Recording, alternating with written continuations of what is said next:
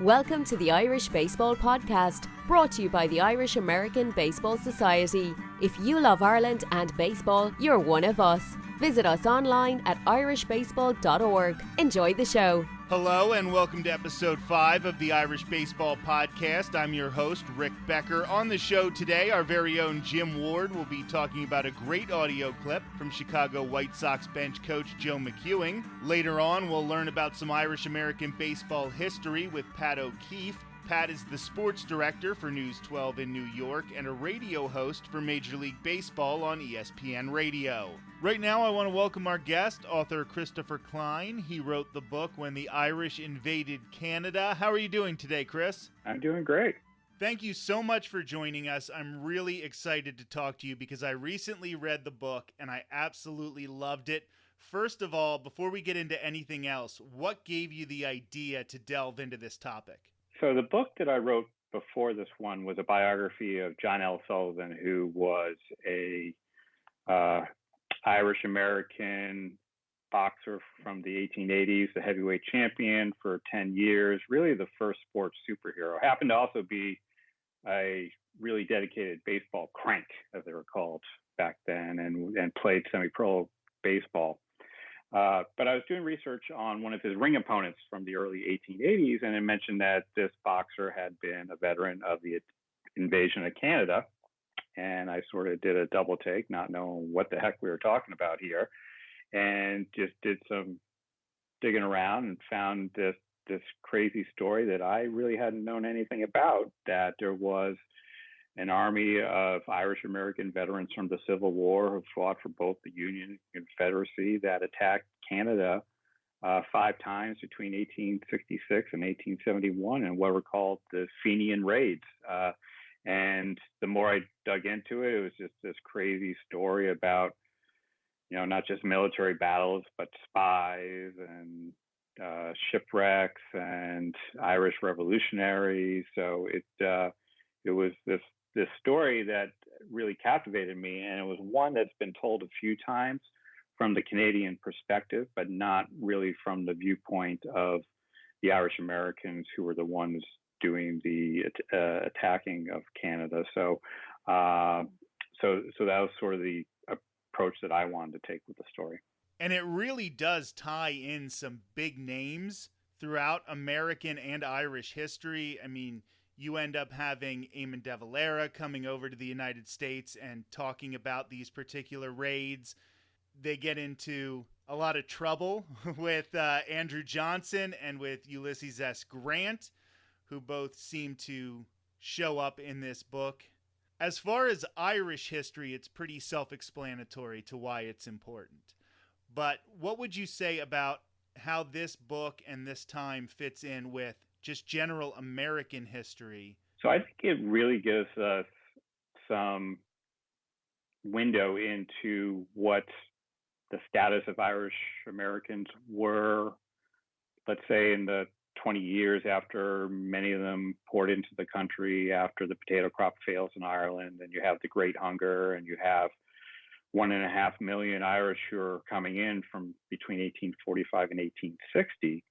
Nowadays, obviously, Irish Americans are so much a part of American culture and have become a part of the American identity, where you have on St. Patrick's Day, everyone wants to be Irish, but I think as a reminder that really wasn't the case for the first few decades when the Irish showed up, and they had a really difficult time assimilating into American culture. And these Fenians who carry out these attacks, some of them had been in the country for 20 or 30 years. Thomas William Sweeney, who's the general who draws up the war plan for the first big attack on Canada, had served in the Union Army for 20 years, had lost an arm in the Mexican-American War, served in the Civil War. Even with all that, he still then leaves his job with the U.S. Army to then become Secretary of War with the Fenian Brotherhood to lead an attack. And that's because a lot of these men who were involved in the attack still view themselves as Irish first, American second. They were in exile from their homeland. They wanted to do whatever they could to free Ireland. And they never forgot it, even after coming to the United States, even after a lot of them fought in the Civil War. So I think it just shows that they weren't necessarily a part of that American melting pot in the first few decades that they were here. So I think that's just maybe something to give us insight to the immigration debates that we have today, just sort of see how the history of Irish Americans and how it took them a great deal of time to really become a part of the fabric of America. And it might not seem logical to somebody today sitting and just hearing this story about the Irish invading Canada. And they might be like, okay, everything you're saying makes sense. They weren't really ingratiated into the United States yet. They didn't feel, but why are they invading Canada? And there actually was a great reason for this. So if you could explain that a little bit. Right. So let's go back to the time period. So in the 1860s and 1866, when they launched this first invasion, Canada is not a country, independent country that it is today. It is like Ireland itself. It's a possession of the British Empire. It's ruled by Great Britain. It is a British colony. The Union Jack is flying over Canada, much as it is in England. So for the Fenians who were carrying out these attacks, they thought it would be a natural target. And a lot of them, when they formed this association, the Fenian Brotherhood in 1858, the original plan is to raise arms and raise money in the United States and then launch another revolution attempt in Ireland. They had tried one in 1848, was the most recent attempt. So that was the original plan. But as the years progressed, there was a whole faction of Fenians who thought that this idea was crazy. Why are we trying to launch an invasion all the way over in Ireland? We don't have a navy. Not only do we not have a navy, we don't even have a boat. So how is this going to happen? How are we going to get all these weapons there? So the idea starts to morph to let's strike Great Britain at its closest point to where we are, and that's Canada. We can just, and a lot of these men came from the cities in the Northeast, Midwest. So, all right, we can jump on a train, get there in 1 or 2 days, and we could be right into invading the British Empire. So there's a small portion of them think that, once we get over there, we're going to get the support of all the Irish Americans. We'll get the support of all the Irish in Canada. It won't, we'll be able to overrun all of Canada and more or less hold it hostage until Britain gives it independence. So those were definitely the most optimistic of the Fenians. But what they're really trying to accomplish here is to, probably their best case scenario is that this is in the wake of the Civil War, when Great Britain was not very popular among people in the Union because it had given its tacit support to the Confederacy. And at the end of the war, the United States wants Great Britain to pay millions of dollars in reparations from all the damage that Confederate warships that were built in Britain did to Union shipping. The United States is looking to put pressure on Great Britain, and the Fenians are sort of a good pawn for them at this point. So the best case scenario here is that the Fenians think that what they can do is invade Canada, with the whole idea of manifest destiny still in the American ethos. Canada is sort of the next place for the country to expand. They think, all right, let's help the United States gain Canada, and they can add. There's a plan in Congress where they're going to add 4 new states into the United States from Canada.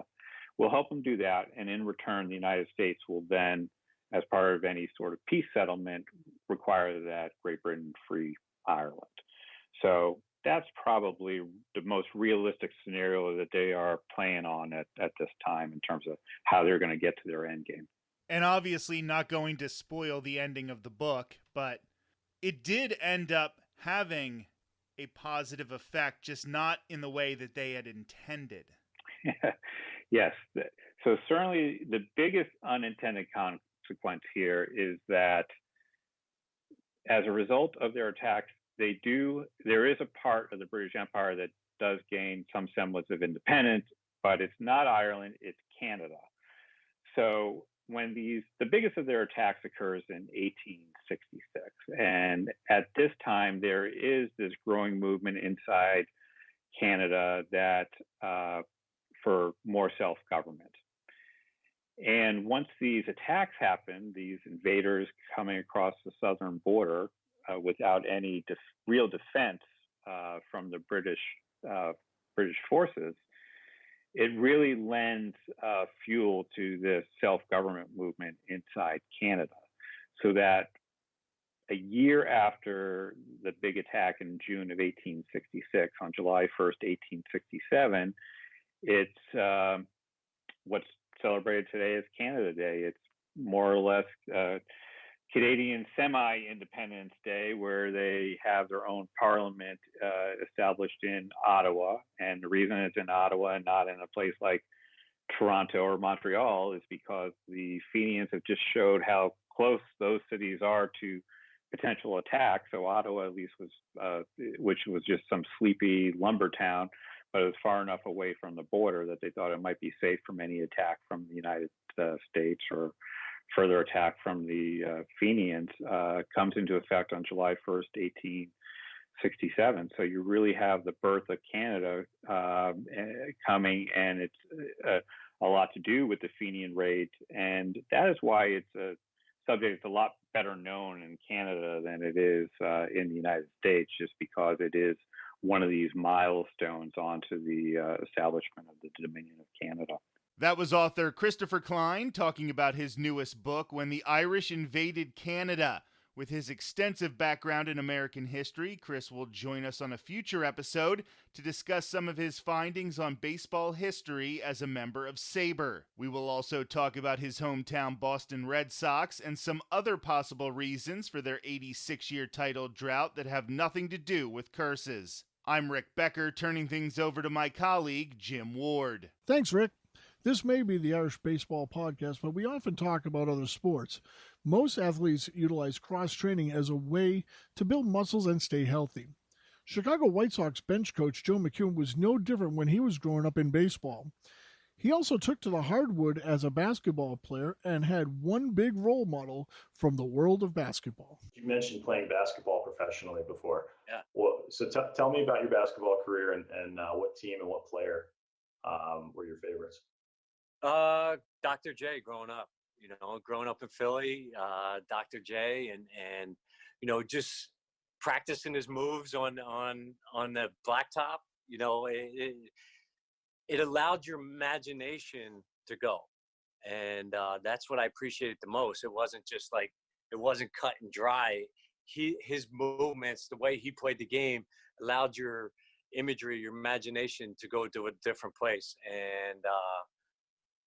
And I appreciated that, and it allowed you to be an athlete and not just like, here it is, this is the way you do it, here, set your feet here. And I think that's how I molded, my basketball game and on the baseball field, because, you want to do things fundamentally sound, but you also want your instincts and your imagery to come about. But basketball is my favorite sport. Really? My favorite sport. Yeah. Did you play any other sports growing up, and how did playing basketball or any other sports help you as a baseball player? Oh, I mean, I would encourage it for every young child, because, there's so many things on a basketball court that help you on a baseball field. Your first step quickness, your agility. And now, everybody's saying, okay, just focus on this sport, focus on one sport. And it's, we're doing a harm to a lot of individuals because, they don't allow their mind to grow, and in different arenas that help them in every sport and life down the road. That was Chicago White Sox bench coach Joe McEwing from an interview with Irish American Baseball Society members and questions from our founder, John Fitzgerald. It was kind of interesting to hear Joe talk about how different skills from basketball crossover and how he encourages kids to go out and play more than one sport or have more than one activity. And I can't agree with him more. We see kids today that can play 2, 3, 4 sports. Some kids are just so gifted. You give them anything with a ball, a stick, or whatever, and they seem to excel. And plus, not only do you pick up little things from baseball to play well in basketball, to football, to soccer, but you get those great relationships and learning skills that you learn from your coaches, different ways of approaching things. So I couldn't agree more with what Joe was saying there. Our members can get more of that interview with Joe McEwing at irishbaseball.org. I'm Jim Ward, sending it back to Rick Becker on the Irish Baseball Podcast. Thank you for that, Jim. As somebody who played both baseball and basketball in high school, I also appreciate cross-training for young athletes. Playing multiple sports at a young age can really prevent overwork on certain muscles and joints, allowing for a longer career. I'm Rick Becker. It's time to take a trip back into some Irish-American baseball history on the Irish Baseball Podcast. Hi, my name is Pat O'Keefe. I'm the sports director for News 12 in New York and a studio host for Major League Baseball on ESPN Radio. Today, I'm going to tell you about an Irish baseball legend named Big Ed Delahanty. Ed Delahanty was born in 1867 in Cleveland, Ohio. His parents, Bridget and James, were Irish immigrants who arrived in America 2 years before Ed was born. Delahanty and his 4 brothers, Frank, Jim, Joe, and Tom, all played in the major leagues, making them the largest group of siblings to play in the big leagues. But Big Ed was by far the most successful of the Delahantys. He made his mark as a left fielder for the Philadelphia Phillies from 1891 to 1901. Big Ed was one of the top hitters of his day. He batted over 403 times, and he led the league in home runs twice. In 1896, he became the second player to hit 4 home runs in a game. In fact, he is the only player in baseball history to have both a 4-homer game and a 4-double game. Delahanty's game was well-rounded. Besides being one of the top sluggers of his era, he was revered for his ability to place base hits between outfielders who played him deep. He batted .346 for his career with more than 2,500 hits and more than 1,400 runs batted in. Unfortunately, personal and financial troubles led to Delahanty's untimely death at the age of 35. But his legend lives on. Ed Delahanty was inducted into the Baseball Hall of Fame in 1945. For more information on Big Ed Delahanty and other Irish baseball legends, visit irishbaseball.org. That was Pat O'Keefe, sports director for News 12 in New York and studio host for Major League Baseball on ESPN. For Jim Ward, who talked about a great audio clip from Chicago White Sox bench coach Joe McEwing, and for our guest, Christopher Klein, author of the book When the Irish Invaded Canada, I'm Rick Becker on the Irish Baseball Podcast. Thanks for listening to the Irish Baseball Podcast. The Irish Baseball Podcast is a production of the Irish American Baseball Society. Visit us online at irishbaseball.org and connect with us on social media. And remember, there's no place like home.